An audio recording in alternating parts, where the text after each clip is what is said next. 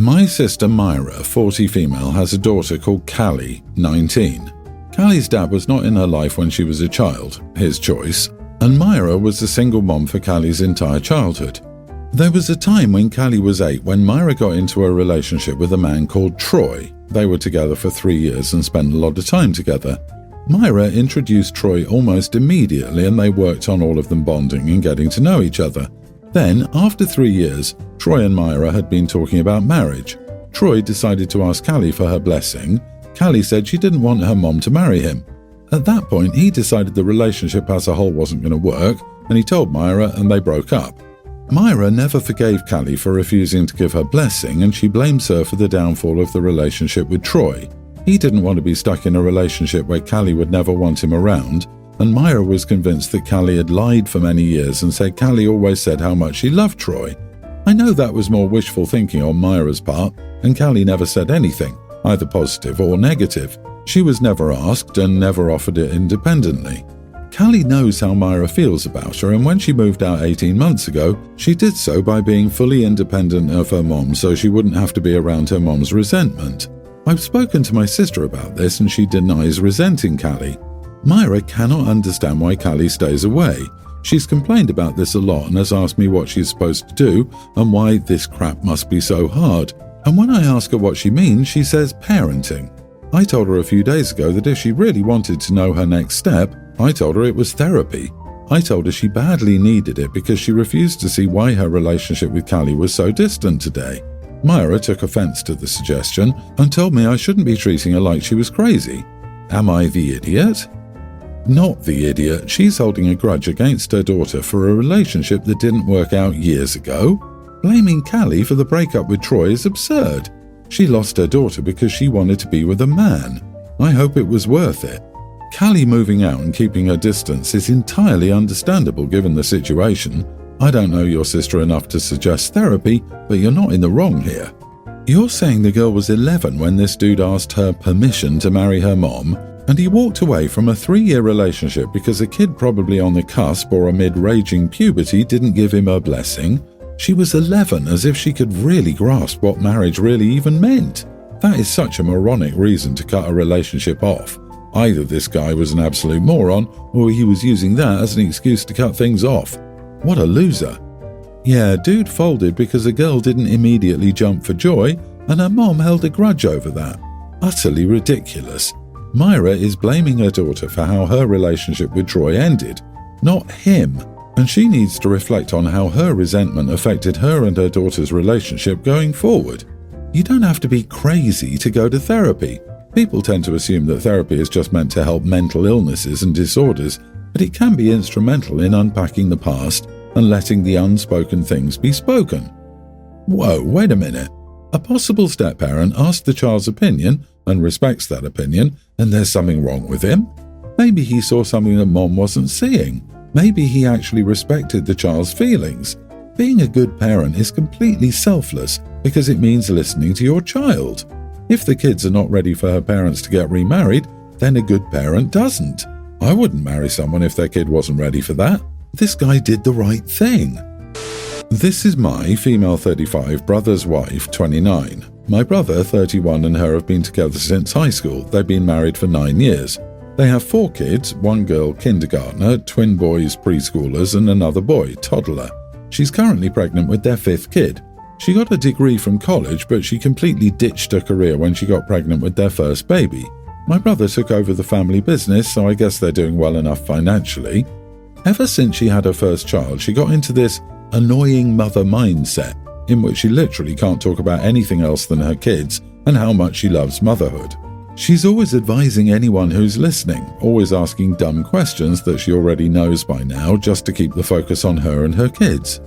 I have 2 kids, so I was always understanding and tried to help her, especially with her first child since I was already a mom then.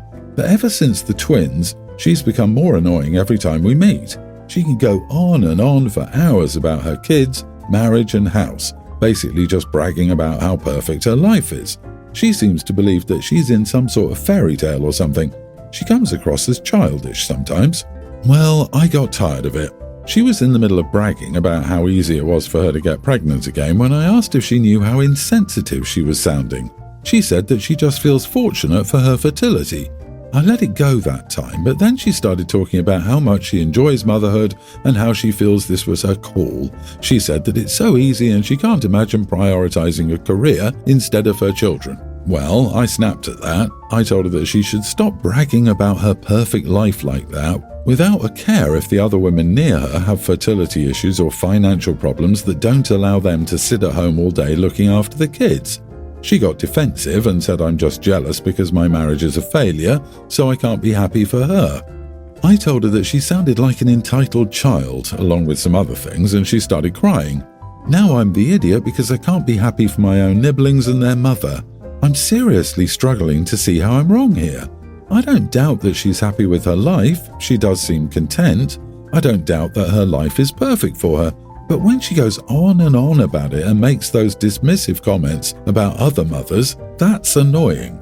Edit, I should have clarified this, but she thinks that women who prioritize a career over their children are bad mothers.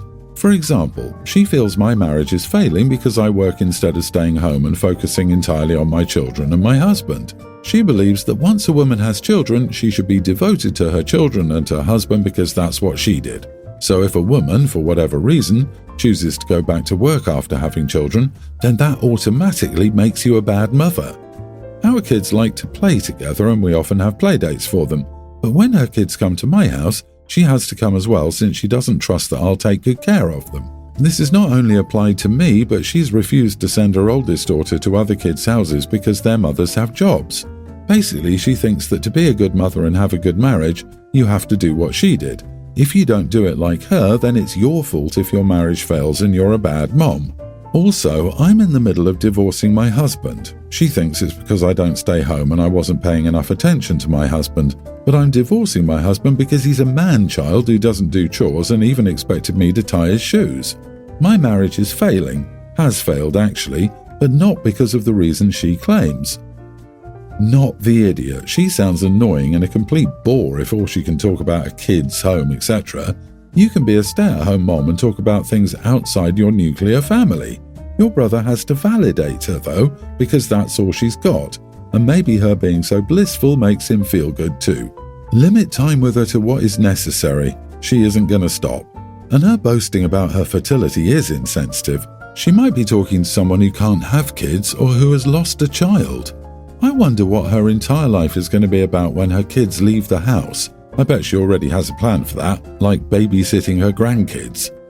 I'm leaning toward everyone being the idiot here. There's not a doubt about the fact that your sister-in-law sucks. She does. I think once you're above 30, everyone knows someone like this woman. I'm 40, so I know several, lol. That said, you sound jealous, and I think you were probably overzealous in your reply because of it. Maybe not enough to be an idiot, and even if enough to make you an idiot, you're certainly not your sister-in-law's equal. But I would examine your feelings and motivations and figure out why you need to tear her down so hard. When I was in high school, I was constantly bullied by Sophie. She made fun of my appearance, personality, hobbies, and grades. She also spread rumors about me and often told me that she wished I'd die, and was pretty specific about this. In elementary school, a witchy, stuck-up brat named Sophie endlessly spoke about how she was rich. I do not have a positive connotation of the name Sophie, but I wouldn't just dislike someone because they share that name. My husband, 27, and I, 26, were discussing names for our child. We don't know if it's going to be male or female, but we started making a list of 10 male and 10 female names that we would consider. One of the female names my husband was very insistent on was Sophie, the name of his dead grandmother who raised him since his parents were always busy with work. At once, I told him that I wouldn't even consider it because the bully who tormented me throughout high school was also named Sophie. He got angry since he wanted to use the name of the person who meant so much to him, but I refused. He told me we should at least put it in the possible names, but I said not since I didn't even want to consider it. He got really angry that I wasn't trying to take his opinion into account. Am I the idiot for refusing to consider naming our child Sophie? He's quick to say you won't consider his opinion for someone who won't even think for a second how traumatizing that name could be for you. Is he seriously not realizing the hypocrisy of that comment? Not the idiot, you have every right to shoot down any name you wish, and so does he. Yeah, ask him the name of somebody he hates, then insist you name your daughter that. Then say, "But you're not taking my opinion." OMG, tell him to get over himself. I know it's upsetting for him, but for all the butterflies calling his daughter that would give him, it will give you literally the opposite feeling, and he needs to respect that. Did beloved Granny have a middle name you could use as a baby's first name or middle name? Names need approval from both parents. Good luck, and I hope you have a boy so that this name isn't even a relevant option for your husband anymore. My 27 female sister Rosie, 31, is dating this guy Joe. They've been dating for about 5 years now. About 4 years ago, Rosie quit her tech job to stay home and care for his children. They do not have children together. During the global issue, Joe lost his job and had to get a much lower paying job, so he doesn't earn much now and they struggle financially. Rosie tried getting a tech job again, but she wasn't hired for any of the jobs she applied for. I suggested that she look for other jobs, even part-time ones, but she thinks it'll be a waste of her talents to work a random job when she has 2 university degrees. So although they've been struggling financially, she isn't looking for any job that isn't in tech. My problem with this entire thing is she keeps asking me for money to pay bills or make ends meet.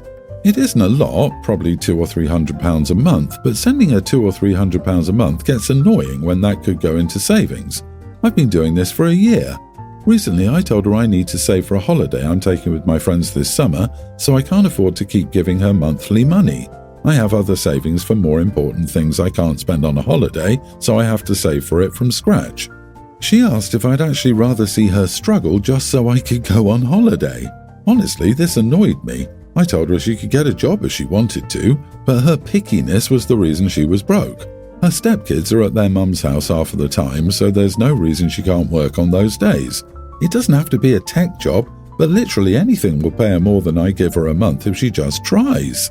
She said she sacrificed her life for her stepkids and now she's suffering financially. She can't get her old job back, and none of us, referring to me and our other siblings, whom she used to ask for money before me, want to help her get back on her feet. I said we've all helped her for years, and frankly it wasn't us who asked her to stay home and raise those kids, so I'm not sure why she's making it our problem. I told her I could send her £300 one more time when I got paid, but I wouldn't send anything again unless she was in dire need. She said a lot in anger that I'm not taking personally. She claims her main issue isn't even that I'm not sending her money anymore, but that I care more about taking a holiday than her well-being. I just don't think it's fair to ask me to put my life on hold just to send her money every month when she's perfectly able to get a job. Am I the idiot? She's too good to accept a job that's not in tech, but shaking you down to pay the bills is okay, and other family members too. That math doesn't make sense.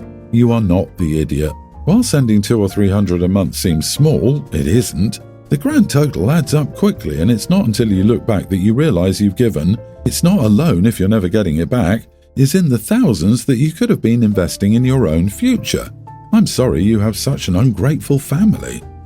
You are not financially responsible for your sister, her partner, or his children. You are 100% entitled to use your money however you want. She refuses to get a job that's not in tech because it's beneath her, yet she is completely comfortable demanding money from you and other family members. Your sister is entitled as heck. She needs to live within her means. End of story. OP's sister is not just an idiot, she's a major idiot.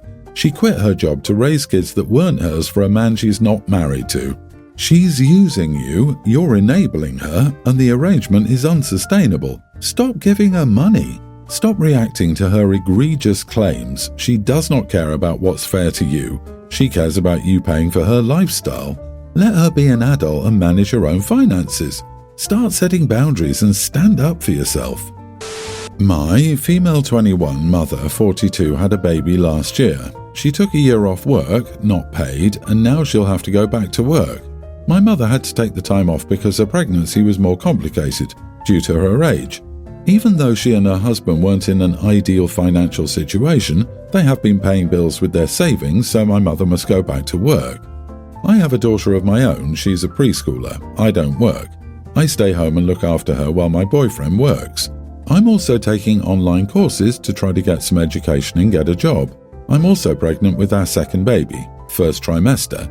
Well, my mother asked me to babysit for her since I'm home anyway and she needs the help.